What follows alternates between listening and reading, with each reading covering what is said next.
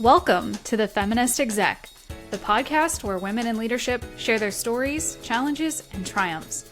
I'm your host, KP, and together we'll dive into the real talk behind breaking barriers, leading with impact, and redefining success on our own terms. Get ready to be inspired, empowered, and equipped to take your leadership to the next level. This is the Feminist Exec. Let's forge your future. Welcome to the Feminist Exec podcast. I'm your host, KP, and I'm excited to have Erin Horst with me today. Erin works as a technical consultant for Elanco Animal Health, where she provides product support to dairy providers throughout the U.S. Erin also has an extensive educational background, including a PhD, which is pretty impressive, if I do say so myself, from Iowa State. Welcome, Erin. Thank you so much for having me, Kate. I'm excited to be here. Thank you. So I know our listeners are going to want to know more about your background and your career history. Give us a little bit about what that is and how you got here to where you are today. Yeah, sure. So I would say if you had asked me when I was even 18 years old if I would be doing what I'm doing today, I definitely would not have thought I'd be here. As you mentioned, my role today is working as a dairy technical consultant. So I grew up in a swine farm actually in Iowa, but my interest was largely on the companion animal side. So I went to school like a lot of young kids thinking I was going to be a veterinarian and focus on companion animals. And throughout my undergrad education, I actually started to get really interested in nutritional physiology and the biology behind that. And I happened to have a professor that I was taking the class with who I really admired his work. And I went up one day and I said, "Hey, I love your class. How do I learn more? How can I do more of what you're doing?" And from there, I got involved in his research lab, and that really changed the trajectory of where my career went from there. So at the time, we were focused a lot on dairy cows, which in particular have really unique biology, especially around the time that they give birth and start to produce milk.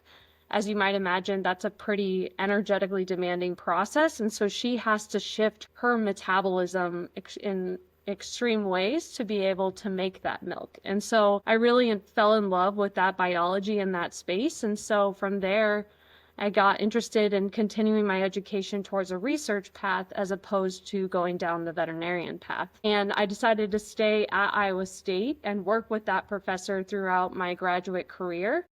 And in that time frame, I got to take a deep dive into that space, understanding how the immune system works, how immunometabolism works, which is integrating two of my passions, the immune system and metabolism. So it was really exciting. And from there, it's been something that I've been able to directly apply in my career, except for I'm having a more direct impact on the dairy producers today. Obviously, with any field, when you're in academia, you have a huge impact, but you might not see that impact for 10 to 15 years or even longer because you're paving the way, right? Mm-hmm. And when I'm in industry and the role that I get to do today, my impact is a little bit more here and now. So I'm actually helping these producers make changes on their operations in the moment that can change both how those animals, the welfare of those animals, but also the economic profitability of those dairies, which we know is also an important thing for those individuals to continue that career path for themselves, but also for their families. Wow, there's so much there about what you do, particularly around, the female cows and supporting the industry and making sure people are healthier and happier. Makes me think of, I recently watched a documentary about Temple, I forget her last name, the autistic woman. Grandin. Temple Yep. Grandin, that's right. That was a fascinating documentary, by the way, but makes me really think about the health and the safety and the well-being of the animals really does have a downstream impact on the ultimate product that they have for us as humans, which is all the dairy products. Super valuable and interesting. So what does a day-to-day life look like for you? Technical consultant. I know you've gone and done presentations and speaking gigs and stuff all over the world, which is pretty awesome. But what do you do from a day-to-day perspective? Yeah, I'll give you the short answer first that probably everyone says, which is every day is unique and different, right? And that's what makes the job so rewarding. So I do get the opportunity to go give presentations at different conferences talking about the new science that's coming out in the space. But I also get to directly interface with our customers, whether that be what we call the nutritional consultant, who is ultimately formulating the unique diet that we feed to our dairy cows, or working directly with the dairy producer that has that hands-on approach with the cows every day. And so the customer aspect can be really rewarding because you're talking about those conversations of how we take those concepts and apply them in the real world, which I love. But I also love being able to talk with other academics and formulate new ideas and new directions of where we go. I would say one of the things I love most about my job is that the ultimate goal is not to go out and share a bunch of fancy scientific words, right? No one in our industry needs to know the technical terms. What they need to know is what is the concept and how do we whittle it down to actions that we can implement. And that's what my goal is every day, is to make science understandable and be able to make a difference. That's a huge lift, especially as a woman in STEM. It's pretty awesome to see you being able to do that and kind of translate the academic stuff that you've been doing into real world stuff that the everyday person maybe doesn't see, but can appreciate. That's pretty awesome. Yeah, I love it. So very fun. Other than you mentioned the transition from, either the research side or the field side, has there been another pivotal moment in your career that you think has made an impact on it? Yeah, so I would say in terms of pivotal moments so far for me, it was really about putting myself in a position that challenges me every day. So, I came into industry into a small organization where I was able to work with a great group of passionate people, but I wasn't necessarily being challenged to what I felt my potential could be. And, it's really easy to sit back and think, oh, well, my job's easy every day. I feel comfortable, but we all know that comfortable isn't necessarily good, right? Yeah. Going outside of your comfort zone really challenges you to be better. Mm-hmm. And I think we all need a little bit of that. Even when it's uncomfortable in the moment, you get better. And so to me, recognizing that there was this opportunity to further grow and to go into a more competitive space made a huge difference on my goals and what I've been able to do. Like my new position gives me that opportunity to go speak to producers in Poland and to go to different conferences all throughout the US and have those conversations, which has been super fulfilling. That's awesome. But yeah, it's not easy decision in the moment, but has been instrumental, especially for my personality and challenging me to grow. Yeah, it makes me think of a piece of advice that I've heard a lot recently, actually. So I was on one of our ladies group chats, and one of the topics that came up was getting comfortable with being uncomfortable, because it's in that space that you really see the most growth. And so kind of looking for opportunities that make you uncomfortable intentionally because you want to see that growth, because you want to put yourself in a more challenging position. Yeah. Yeah, that's interesting. I think that's huge. I mean, you're never going to know your potential unless you just keep saying yes, right? You look for that next opportunity, even when you don't feel ready. You don't have to have all the answers. That's been huge for me. My graduate professor in school always told us that, leave your pride at the door, walk into every opportunity eager to learn, and you're going to go so much further in life. And I think walking into those uncomfortable spaces allows you to do that.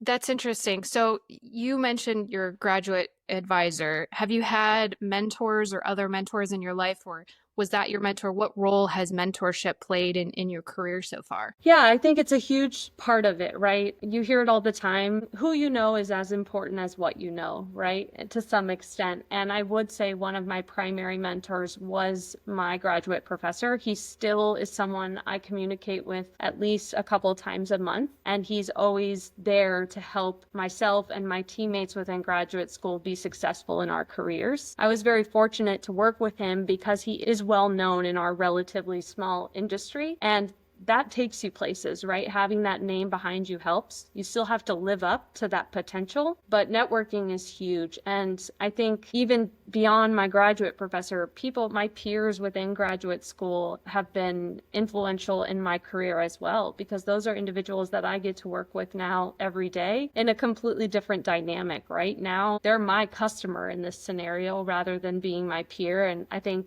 it's been a lot of fun to see that dynamic shift. And I think you should always remember that the world is small and how you treat others will impact you down the road, even when in the moment it may not seem so.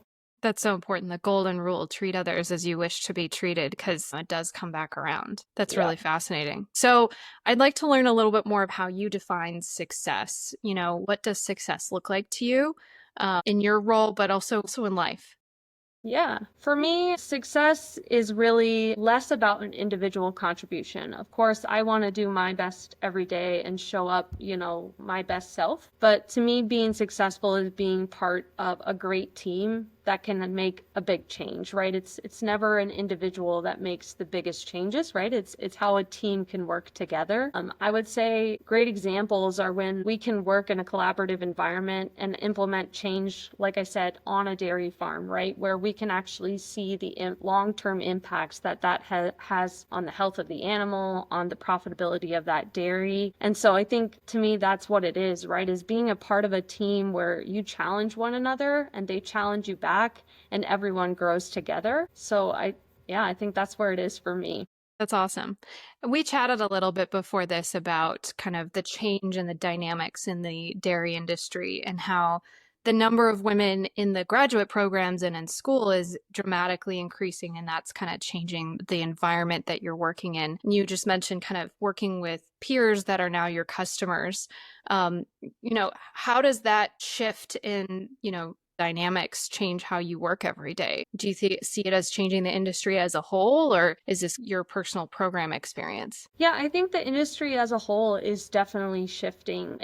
Has been traditionally a very male dominated field, no doubt, and remains pretty heavily in that direction. It's not uncommon to go to conferences where 95% of attendees are male versus female. But just as you alluded to, that's changing every day. And I don't think we're necessarily even seeing what that impact is going to be yet, right? Those programs, that higher education piece certainly is actually female dominated. So I'm really excited to see the direction it goes.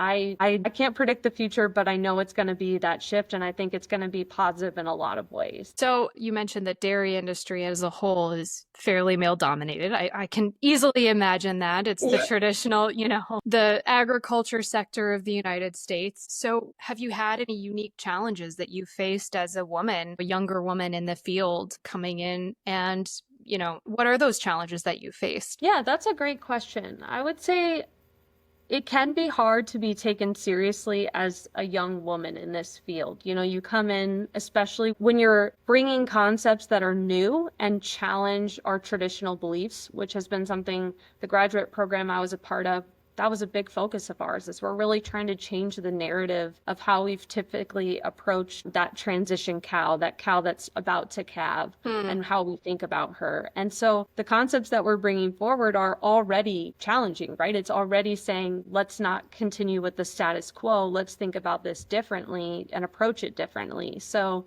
that's already a challenge. But coming in as a young woman, I think there is that additional barrier, because you have to fight a little bit harder for your beliefs, because you may be taken a little less seriously at first. And that's going to vary, right? It's definitely not the standard rule of thumb. Not every individual treats you differently, but you're going to come across those people that just don't take you quite as seriously. And so to me, my approach to navigating that is just being prepared, right? I am not someone who's going to walk into a meeting and have we'll see how it goes approach to it, right? I'm going to be prepared. I'm going to have my ducks in a row, and I won't have all the answers, but I'll know what I need to get across, and I'll follow up with the answers I can't address in that moment. So I think being prepared goes a long way. And I think in some senses, as a woman, you may have to have that a little bit more in order than others, especially in a male-dominated field.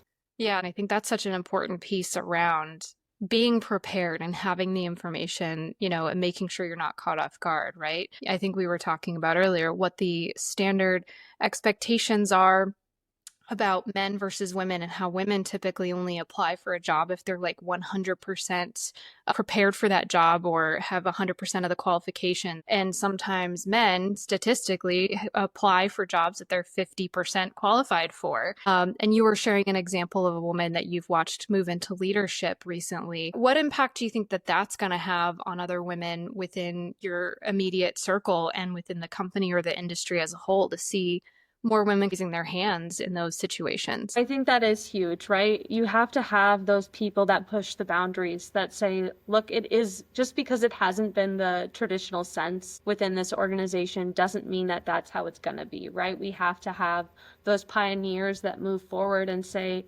no, I am qualified and I do have a lot of value I can bring. And I'm inspired by those individuals, right? Because they do pave the path for us. And it's getting more important that more of us women are raising their hand, right? Because the reality is who's coming into this industry, they are going to be more women. And so when they see that success path, I think it's really going to change things at a much faster trajectory than would otherwise happen. So I think it's fantastic to see that change.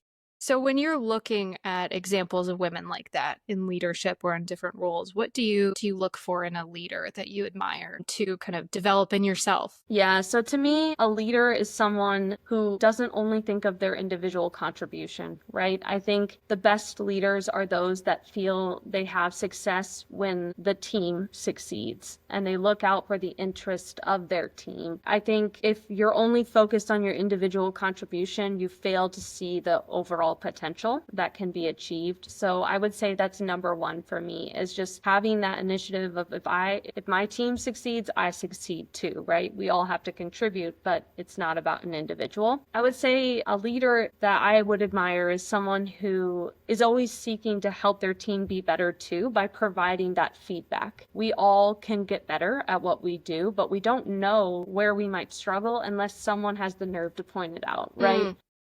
Nobody likes to have uncomfortable conversations, and no one really likes to hear what they're not doing right. But when you hear it, you can grow. And I think, I'm very fortunate to have my supervisor be that type of individual who's always helping me get better and acknowledge where I might be limited in some respects and how I can get better. So I think feedback is such a huge part of being a good leader, and really not even just looking from their perspective, but also asking others to share that feedback with you. Because we all know we don't interact with our direct colleague the same way we might interact with our supervisor or our supervisor's supervisor, right? So you want to know how you come off to all of your peers. So I think that's huge. That goes back to the getting comfortable with being uncomfortable piece where we started, like being okay with getting that constructive feedback so that you can improve on yourself, but also as a leader, being able to provide that constructive feedback. Yeah, I love that.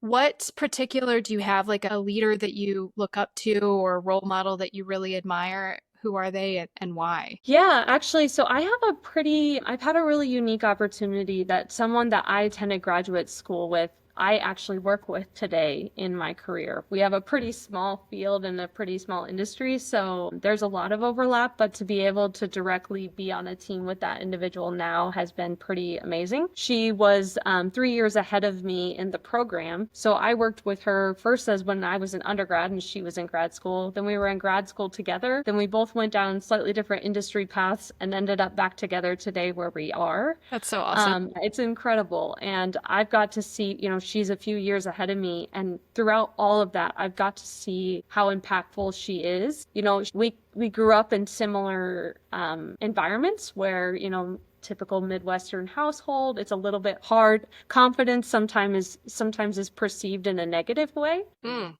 but I've seen her take that narrative and change it and be like, hey, being confident and powerful is a good thing. And you can go far when you demonstrate that skill set. So for me, seeing her do that, it's been huge. And she's helped me along the way. She's helped me say, hey, here's an opportunity where you have the desire to never say no, but here's one where you should consider saying no. And here's the reasons why. And this is why, your individual contributions are impactful. I think she helps me with some of the imposter syndrome, right? She's a huge advocate for me understanding what my contributions are. Yeah, there's so much in just that example that I want to unpack a little bit, because one is the representation matters, having somebody in a leadership position that you can see the path. Two, I think, is that ability to interact with someone that's on the same career path and you can kind of see yourself go through, but also kind of lend a helping hand on the way down. And then number three is that imposter syndrome, which I think all of us have, even those of us with PhDs like you, have the imposter syndrome, which is real. How do you overcome things like the imposter syndrome in your day-to-day work? Yeah, I would say leaning on your peers a little bit, right? You need to understand your individual contributions, and I'll definitely get to that piece. But I think for me, it helps to ask others, like, how do you think I'm bringing value, right? Can you help me understand where I've helped you or you've seen me help others, right? Just having that feedback piece, it can be so powerful. And you don't always have to ask for it, right? When you work in an environment or in a company where that kind of feedback is encouraged, it goes a long way. I think that's an important part of company culture, is creating a team where people feel like they can share how an individual helped them. It can have a huge impact on those employees and how passionate and effective they are in their jobs. So I think leaning on your peers to help understand your strengths and weaknesses. And then I think too, it's, you and I kind of talked about this when we were preparing for this, it's think about what you've done, right? List out those contributions, those individual contributions, and you start to realize, hey, I do have an impact on how this company succeeds. And, I feel like I've sensed myself doing that more and more. When I start to doubt myself, it's okay, but here's some awesome things that I was able to accomplish. And, often they aren't individual contributions, team contributions, but you played an integral part in them. As we talked about imposter syndrome and ways to get over it, I was telling you that one of the ways that I do that is I literally pull up my LinkedIn profile or my resume and I say, I've done all of these things, and I kind of have to give myself a little bit of a pep talk that I'm not just, starting out anymore. And I really do know what I'm talking about after being in the industry for a long time. In your case, having the educational background and experience that you've had, which is amazing. Mm-hmm. So switching gears a little bit to women in the workplace, there's some stats out there that have shown that there's more and more women who have chosen not to have children in their careers, kind of the child-free by choice movement. Myself have an opportunity to work with women that are child-free by choice. I am as well.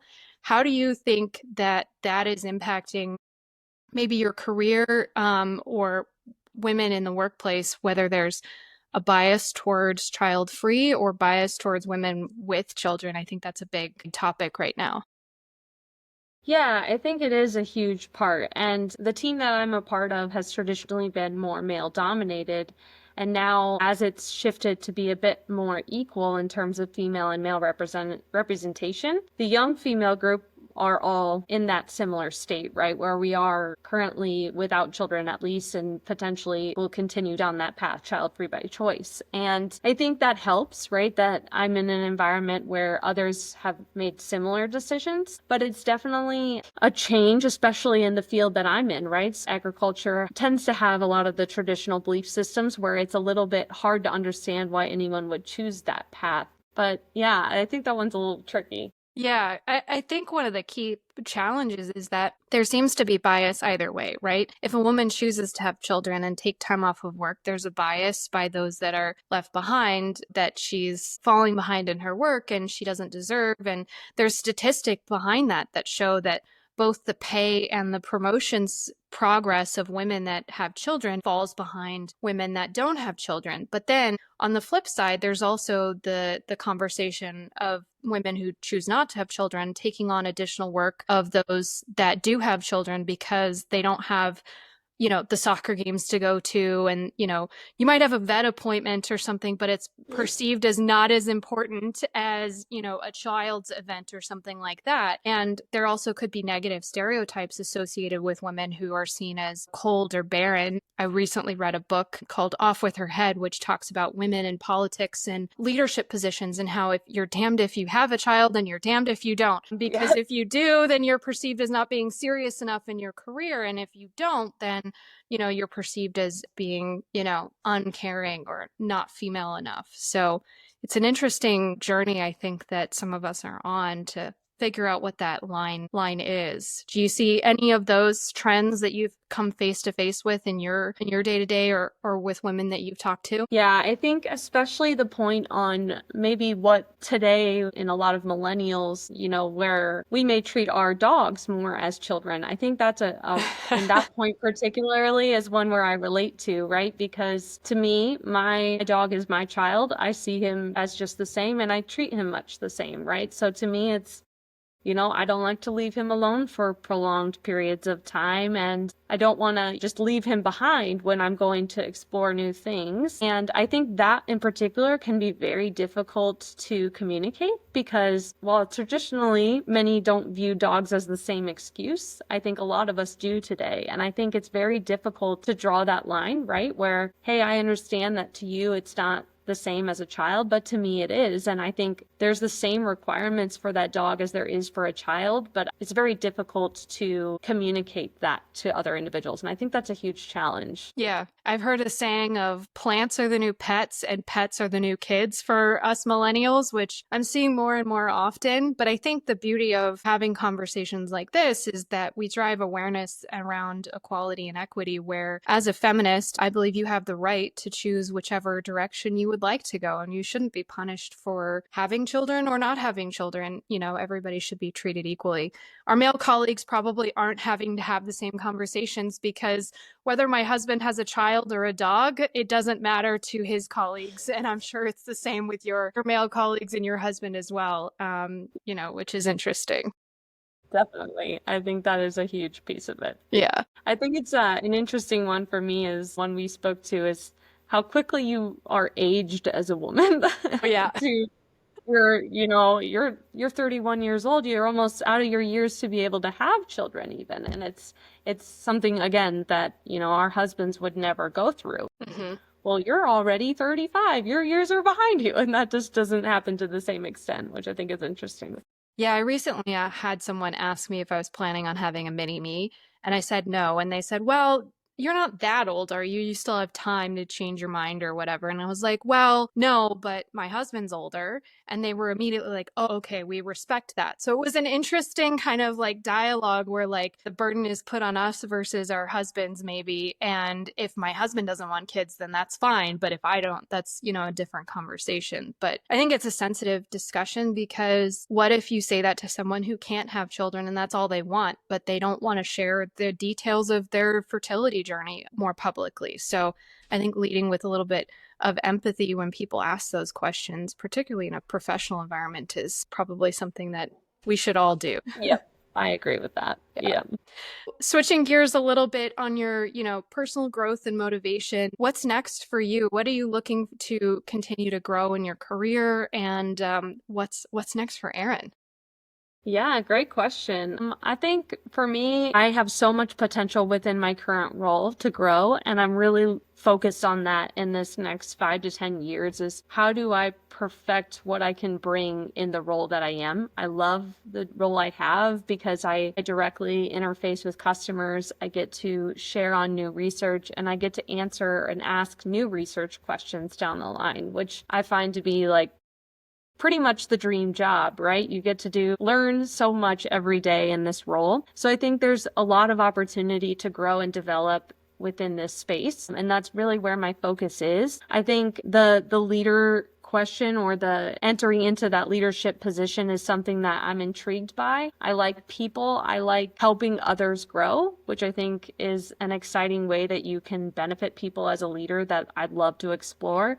And particularly in those individuals that are in the role I'm in today, right? And helping them to be their best. So I don't know if I've got it all figured out yet, but certainly I think there's just a lot of growth opportunity within my position today. So much more to contribute to the industry. And I love thinking about the fact that the dairy that is coming to us downstream is being impacted by someone that I get to know, which is pretty cool to think about. Wrapping up, what is a piece of advice that you've either gotten that really sticks home to you or that you believe in that you'd like to share with our listeners? Yeah, so I think I've touched on it a little bit, but I do want to reiterate it. And that's, leave your pride at the door. Don't be afraid to walk into a situation that you may not be comfortable with. Challenge yourself every day to try to learn new things. Don't stick with what you know. And I think with that, just being willing to say yes. When that opportunity arises, try it out. See if you like it. You can always pull back in an opportunity that isn't a right fit, but you won't know unless you try. So I think just continue to push yourself. Don't